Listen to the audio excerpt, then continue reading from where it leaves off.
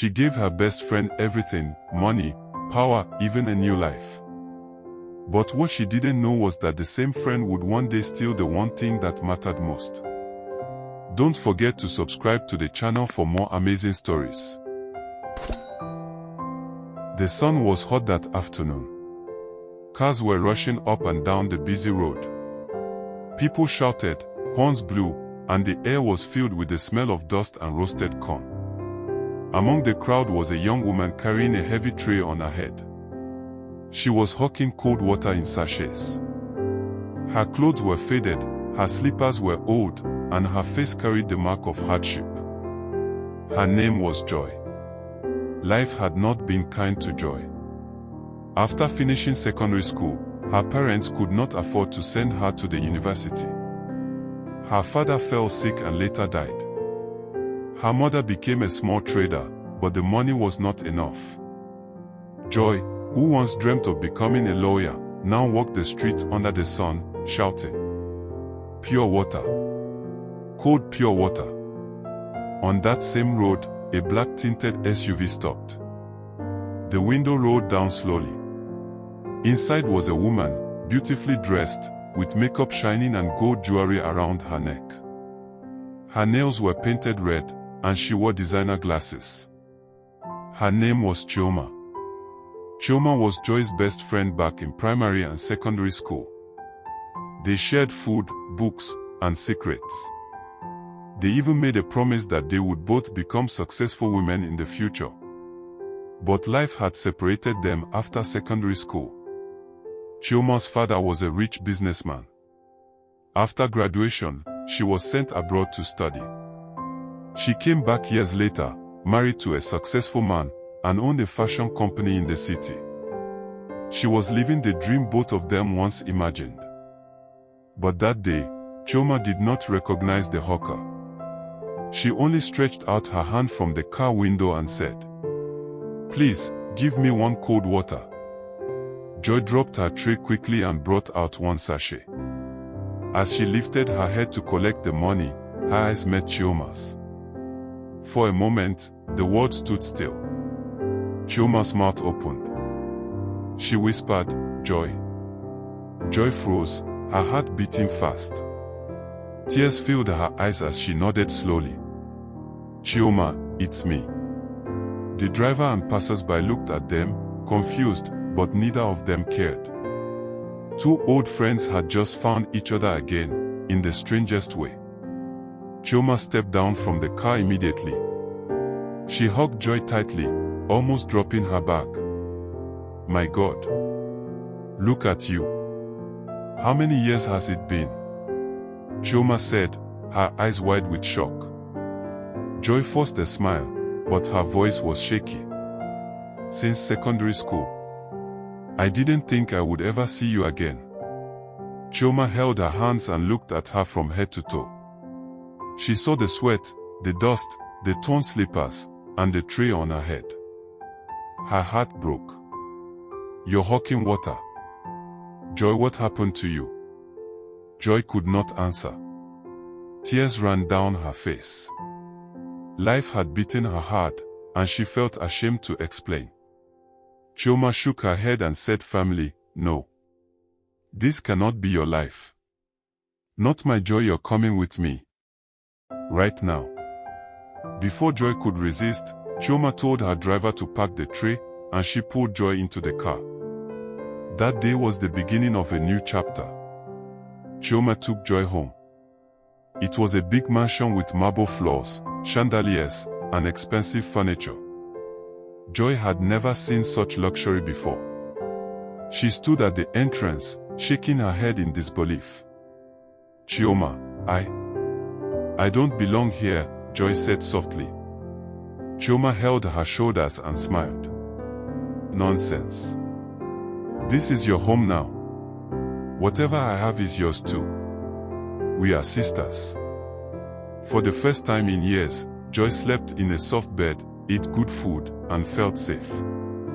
She cried that night, not from sadness, but from gratitude. Days turned into weeks. Chioma bought her new clothes, new shoes, and even gave her money to send to her mother. Joy's life changed completely. Soon, Chioma introduced her to her husband, Chief Obinna, a tall, wealthy man in his early 40s. He was kind and respectful, always smiling. "Joy, welcome," he said warmly. "Any friend of my wife is also my sister." Chioma later offered Joy a position in her fashion company. Not just a small position, she made her assistant manager. "You're smart, Joy," Chioma said one evening. "You always top the class back in school. I trust you. I know you'll help me grow this company." Joy could not believe it. From hawking on the road to sitting in an office, signing documents, and attending meetings, life had changed overnight. Everyone praised Chioma for her kindness. But deep inside, Joy was struggling with mixed feelings. She was happy, yes, but also jealous. Chioma had everything: beauty, wealth, a loving husband, and respect. Sometimes at night, Joy would look at her reflection in the mirror and whisper to herself, "Why wasn't it me? Why does she have it all?" One evening, after work, Joy was walking through the hallway of the house when she overheard voices in Chioma's room. Chioma was crying. "Obinna, I don't understand you anymore," she sobbed. "You don't spend time with me, you come home late, and sometimes I feel like your heart is not with me." Obinna's deep voice replied, "You're overthinking things. I'm just busy." But his tone carried irritation. Joy froze outside the door. Something stirred in her heart. A dangerous thought. She quickly walked away before they noticed her. That night, she lay on her bed and stared at the ceiling. For the first time, she began to think of Obinna differently. The way he smiled at her during dinner. The way he sometimes complimented her dresses. The way his eyes lingered a little too long. A seed had been planted. And it was growing fast. Joy was no longer the poor girl hawking water. She was now living in a mansion, wearing fine clothes, working in a big company, and eating like royalty. But deep in her heart, something dangerous was happening. She began to desire the one thing that she should never desire: her best friend's husband. And soon, very soon, life would take a shocking turn that nobody saw coming. The seed of temptation inside Joy had grown. What started as small thoughts became strong desires. She wanted more. She wanted the life Chioma had. And soon, she wanted Chioma's husband too. It began innocently. Chief Obinna sometimes dropped her Joy off at work when Chioma was busy. They would talk in the car, laugh about small things, and share stories. But gradually, their conversations became deeper. One afternoon, Obinna said, "Joy, you remind me of my younger days. You're ambitious, bold, and sharp. Sometimes I wonder if you are the one who truly understands me." Those words stayed in Joy's heart like fire. She began dressing differently: tight skirts, brighter lipstick, and perfume that lingered when she walked past. Obinna noticed. He did not resist. At first, it was stolen glances. Then long conversations at night. And then, secret meetings behind Chioma's back. The line between loyalty and betrayal had been crossed. Joy's position as assistant manager gave her access to the company's finances. At first, she worked diligently, making Chioma proud. But as her secret relationship with Obinna deepened, temptation knocked again. One evening, Obinna called her into his study. "Joy," he said in a low voice, "you know this company brings in millions every month. But your friend, my wife, she doesn't even know how much she earns. She only loves the fashion part of it." Joy's eyes widened.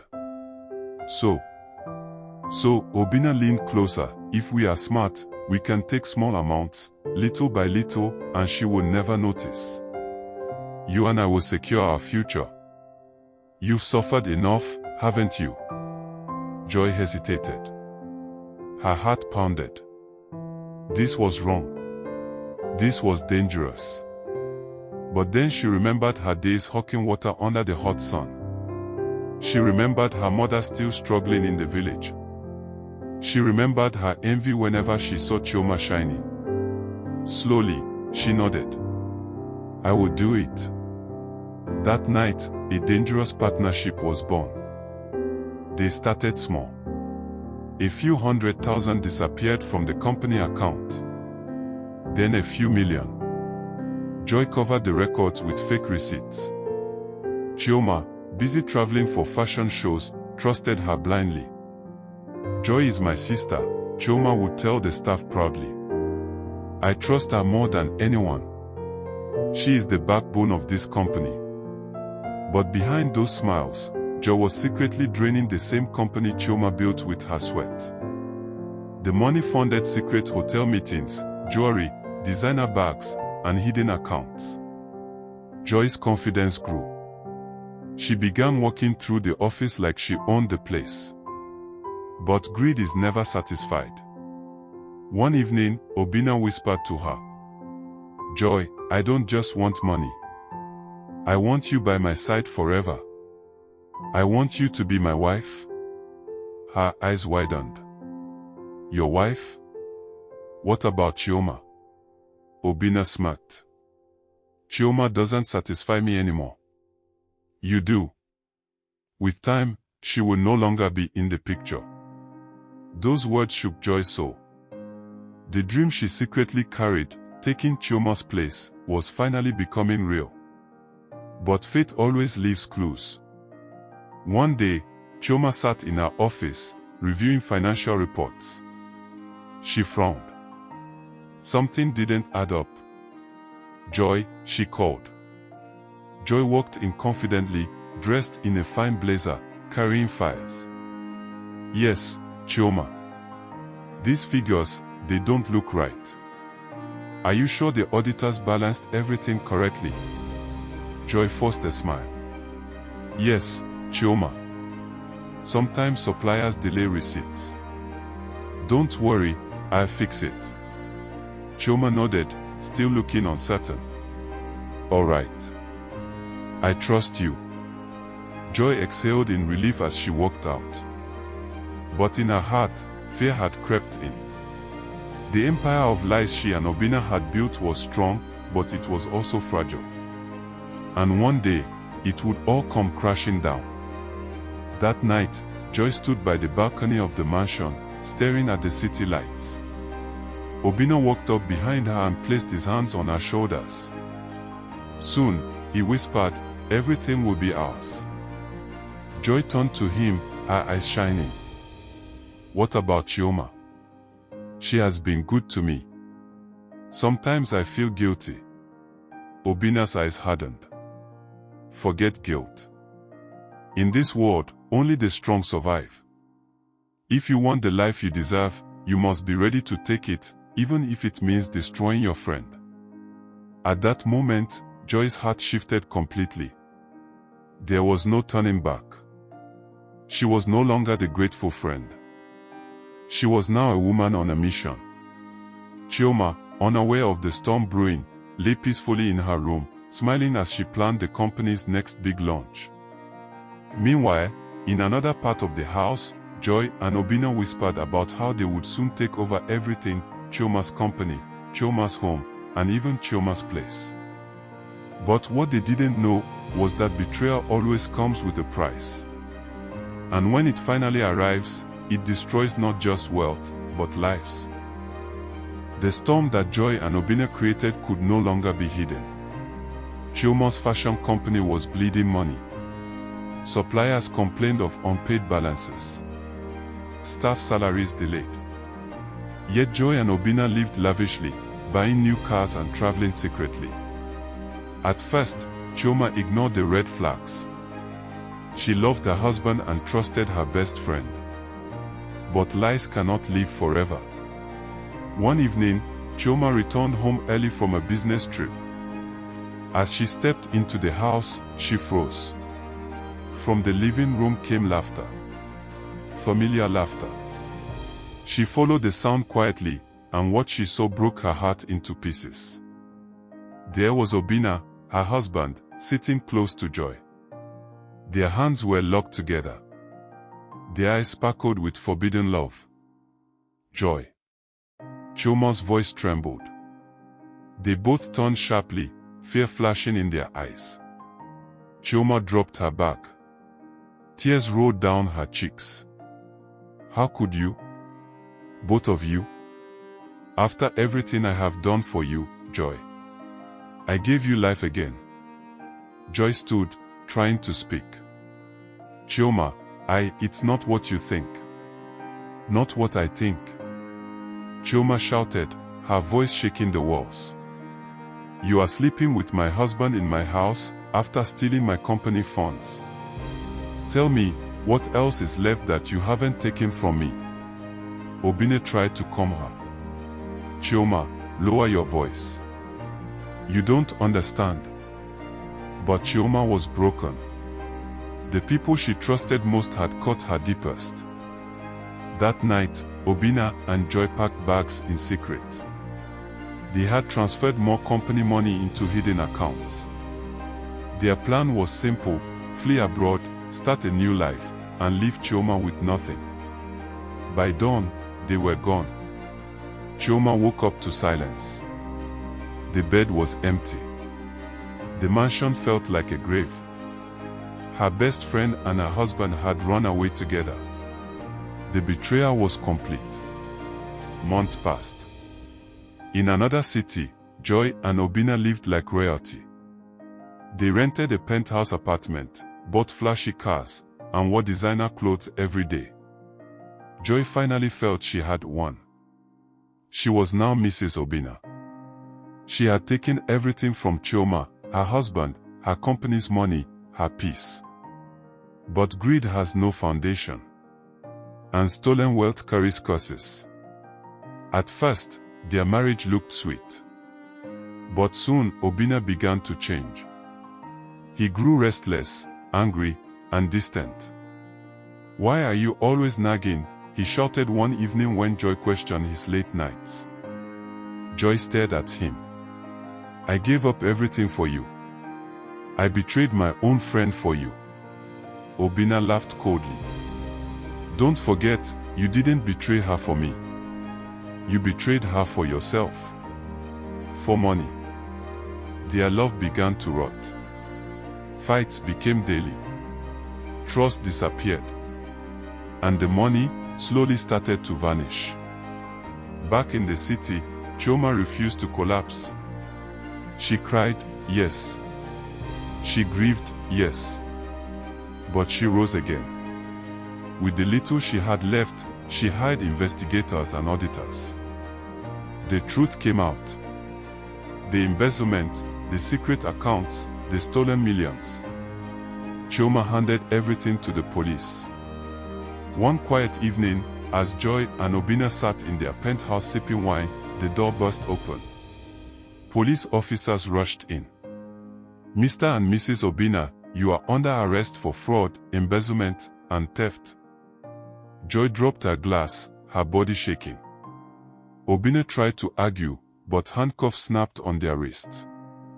The neighbors gathered, watching the once proud couple dragged away in shame. Prison was nothing like the mansion.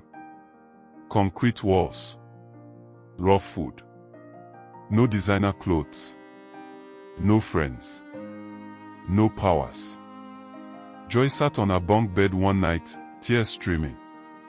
She whispered, I lost everything. I betrayed the only true friend I ever had. And now I have nothing. Obinna lay silently on his bed, broken, his empire of lies gone. Meanwhile, Chioma rebuilt her life. With the help of the police, most of the stolen funds were returned. Her company revived. Loyal staff stood by her. Customers supported her even more, moved by her strength. One afternoon, Chioma walked into her office in a dazzling white dress. Cameras flashed. Journalists called her the woman who rose from betrayal. She smiled gently, though her heart carried scars. I lost my husband, she told them. I lost my friend. But I found myself. And that is the greatest victory. Joy and Obinna were eventually released after serving their prison terms. But they came out to nothing. No wealth, no respect, no friends. Chioma, on the other hand, grew stronger. She expanded her company internationally and became a symbol of resilience. The circle of life had turned. Kindness had been betrayed. Betrayal had been punished. And truth had been restored. Now if you were Chioma, what would you have done? Share your thoughts in the comment. If you find this story interesting, don't forget to like the video, subscribe to the channel, and turn on notifications for more amazing stories.